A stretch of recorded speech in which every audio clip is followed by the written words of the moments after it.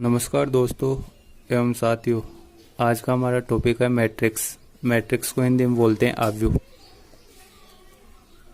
Matrix होता क्या है? A rectangular array of symbols which could be real is complex number along row and column is called a matrix. कहने का मतलब है कि रेक्टेंगुलर फॉर्म में होती है, आयताकार रूप में, जिसके सिंबल, ये कहने मतलब कोई भी संख्या हो सकती है, वो वास्तविक संख्या या कॉम्प्लेक्स नंबर कुछ भी हो सकती है। अब हम संख्याओं को, वास्तविक संख्या और सम्मिश्र संख्या को किसी भी रूप में व्यक्त करें, उसमें एक तो होगी कॉलम स्तंभ और एक होगी रो पंक्ति।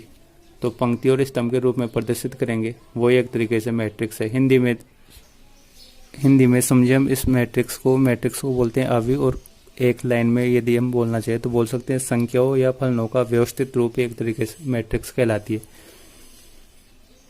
किसी भी मैट्रिक्स को नोटेशन ये होते हैं, इसके संकेत इस रूप में व्यक्त करते हैं। अब इसके अंदर जैसे संख्या है 1 2 3 4 5 6, तो ये वाले हैं जो आपके, ये वाले हैं, तो ये तो आपकी हो गई पंक्ति। क्या हो गई? पंक्ति। और पंक्ति को बोलते हैं रो। और ये वाला है खड़े वाला, ये है आपका कॉलम जैसे, तो इन्हें बोलते हैं स्तंभ। और स्तंभ को लिखते हैं कॉलम। मैट्रिक्स को अन्य रूप में हम इस प्रकार भी दर्शा सकते हैं, इस ब्रैकेट में भी, लेकिन ज़्यादातर ये प्रचलित रूप होता है, आयताकार रूप वाला।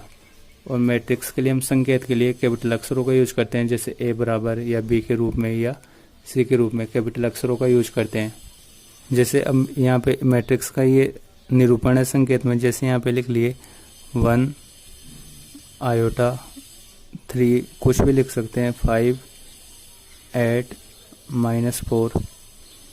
तो जैसे इसमें कितनी पंक्ति है, रो गिनेंगे तो रो तो कितनी है, पंक्ति ऐसे हॉरिजॉन्टल गिनी जाएगी। तो एक तो पंक्ति ये हो गई बाईं से दाईं तरफ, एक पंक्ति ये हो गई, तो कितनी पंक्ति हो गई अपने पास?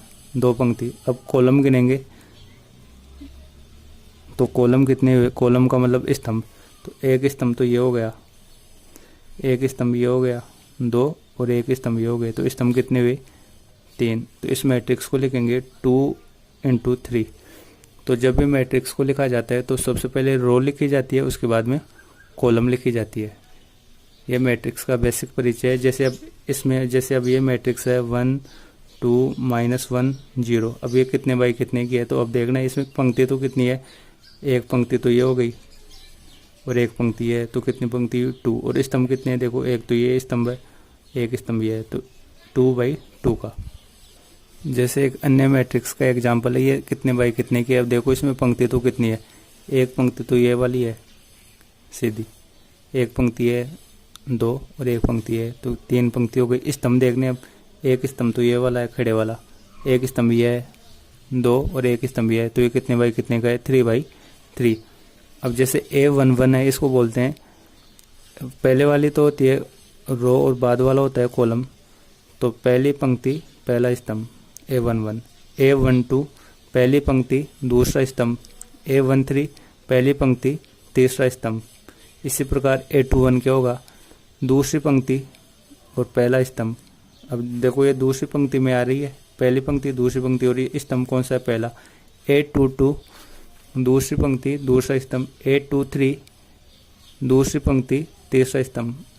ये इंग्लिश में बोले तो जैसे A31 है, तो तीसरी तो रो, 3 तो रो और फर्स्ट कॉलम हो गई।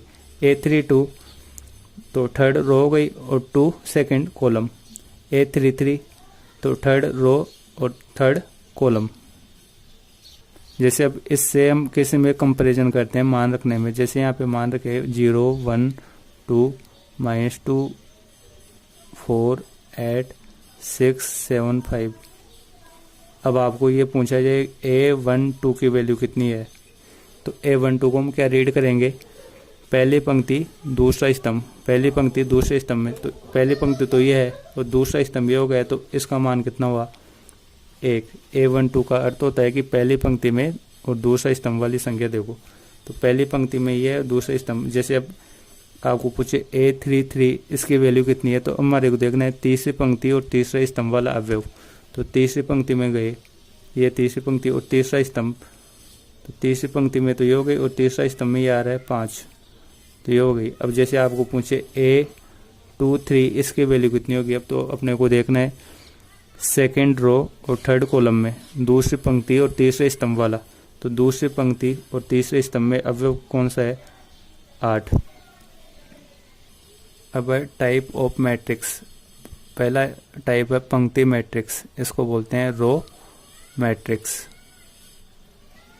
अब रो मैट्रिक्स इसके शब्द से नाम से अभिप्राय है पंक्ति मैट्रिक्स, ऐसी मैट्रिक्स जिसमें केवल एक ही पंक्ति हो, ऐसी मैट्रिक्स जिसमें केवल एक ही पंक्ति हो उसे बोलते हैं पंक्ति मैट्रिक्स। जैसे आ गया 2 3 4, अब इसमें कितनी पंक्ति है 1, और स्तंभ पूछे तो अब इसको लिखेंगे 1 × 3, तो एक पंक्ति और स्तंभ कितने हैं 3, एक स्तंभ तो ये है, एक स्तंभ ये है और एक स्तंभ ये है।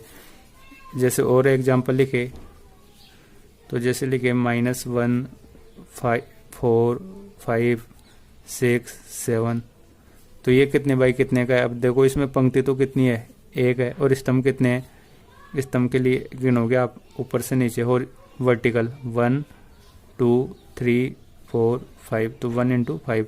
लेकिन पंक्ति मैट्रिक्स पढ़ रहे हैं तो इसमें सिर्फ एक ही होना चाहिए कि पंक्ति एक ही हो, तो पंक्ति एक ही है इसमें सिर्फ ये, तो उसे बोलेंगे पंक्ति मैट्रिक्स जिसमें केवल एक ही पंक्ति हो।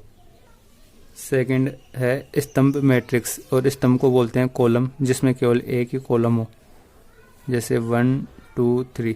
अब इसमें कॉलम कितना आया, एक ही आया स्तंभ, तो इसे बोलते हैं स्तंभ मैट्रिक्स। आप कुछ भी नंबर ले सकते हो, जैसे -5 6 8 9, तो ये भी क्या कहलाया स्तंभ मैट्रिक्स, इसमें भी केवल एक ही स्तंभ है। अब इसको हम ऑर्डर लिखना चाहिए इसका, तो जैसे इसमें पंक्तियाँ कितनी है, इसमें 1 2 3 4, तो 4 × 1, और स्तंभ कितना है 1 है, और इसमें आपको इन्हें बोलते हैं ऑर्डर, मैट्रिक्स का ऑर्डर कितने बाई कितने का है। तो ऑर्डर लिखते समय हम सबसे पहले तो किसको लिखते हैं, रो को, और बाद में किसको लिखते हैं, कॉलम।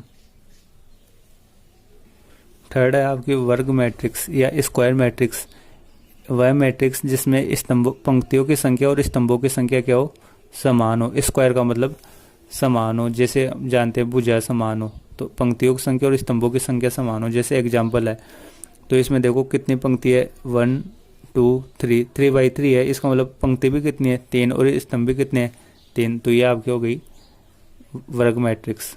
जैसे अन्य एग्जाम्पल ले, हम मैट्रिक्स का एग्जाम्पल ले ले 2/2, तो स्क्वायर मैट्रिक्स का मतलब होता है पंक्तियों की संख्या और स्तंभों की संख्या क्या हो, समान होनी चाहिए। तो पंक्ति जैसे लिख लिया 1 2, तो यहाँ पे लिखा है 3 4, तो अब देखो इसमें पंक्ति कितनी है 2 है, एक तो ये और एक ये, 2 तो पंक्ति हो गई, और स्तंभ कितने हैं 1 2, तो जिसमें पंक्ति और स्तंभों की संख्या समान हो उसे बोलते हैं स्क्वायर मैट्रिक्स या वर्ग मैट्रिक्स। इससे अगला है शून्य मैट्रिक्स, जिसके प्रत्येक अवयव शून्य हो उसे बोलते हैं शून्य मैट्रिक्स। जैसे इस मैट्रिक्स में प्रत्येक अवयव शून्य है, तो ये आपकी हो गई शून्य मैट्रिक्स। अब ये कितने बाई कितने की भी हो सकती है, जैसे ये 2 × 3, इसका ऑर्डर है 2 × 3, और इसमें भी प्रत्येक अवयव इसके क्या है शून्य है, तो इसे बोलते हैं शून्य मैट्रिक्स। इससे अगली है विकर्ण मैट्रिक्स, तो एक ऐसा वर्ग मैट्रिक्स जिसके अग्र विकर्ण इसे बोलते हैं लीडिंग डायगोनल या मुख्य विकर्ण भी बोलते हैं। मुख्य विकर्ण के अवयवों को छोड़कर शेष सभी अवयव शून्य उसे बोलते हैं विकर्ण मैट्रिक्स। तो विकर्ण मैट्रिक्स में है कि लीडिंग डायगोनल को छोड़कर या मुख्य विकर्ण को छोड़कर सभी अवयव शून्य होने चाहिए। तो विकर्ण मैट्रिक्स का अर्थ होता है डायगोनल मैट्रिक्स, जिसमें तो विकर्ण मैट्रिक्स में था जिसमें विकर्ण के अलावा मुख्य विकर्ण के अलावा और सभी अवयव को शून्य होने चाहिए। तो मुख्य विकर्ण ये होता है इसमें, तो मुख्य विकर्ण के अलावा सभी अवयव शून्य है, तो ये 2/2 का क्या है विकर्ण मैट्रिक्स है। एक और जैसे एग्जांपल है, ये भी एक 3/3, 3 तो पंक्ति और 3 स्तंभ। अब इसमें भी ये मुख्य विकर्ण है, तो मुख्य विकर्ण के अलावा सभी अवयव शून्य है इसमें, तो ये भी आपका विकर्ण मैट्रिक्स हो गया। अब अधिकांश ऐसे बच्चे ऐसे देख लेते हैं सर विकर्ण तो ये भी होता है। अब विकर्ण ये नहीं देखना है, विकर्ण देखने की इसमें कुछ शर्त होती है कि I = क्या होना चाहिए, J होना चाहिए। कहने मतलब जैसे ऐसे आना चाहिए A11 A22 A33 A44 कि अभी जैसे ये बताया था अभी इससे पहले कि A11 पहली पंक्ति पहला स्तंभ, A22 दूसरी पंक्ति दूसरा स्तंभ। तो जैसे इसमें 3 वाला क्या होगा, जैसे मैं पूछता A11 इसकी वैल्यू कितनी होगी 3, अब इसमें 1 है तो इसको मैं क्या पूछूंगा A22 इसकी वैल्यू कितनी होगी 1। इसको रीड करेंगे दूसरी पंक्ति में, दूसरी पंक्ति व दूसरे स्तंभ के अवयव का मान 1। इसको रीड करेंगे पहली पंक्ति व पहले स्तंभ वाला अवयव कौन सा है 3। तो ये शर्त जरूरी है, इसलिए हम जब भी ये देखें तो इसमें जब भी ये रीड करते हैं तो इसमें कभी भी ये वाली नहीं देखी जाती है, हमेशा मुख्य विकर्ण कैसा देखे जाएगा, ये वाला मुख्य विकर्ण होता है।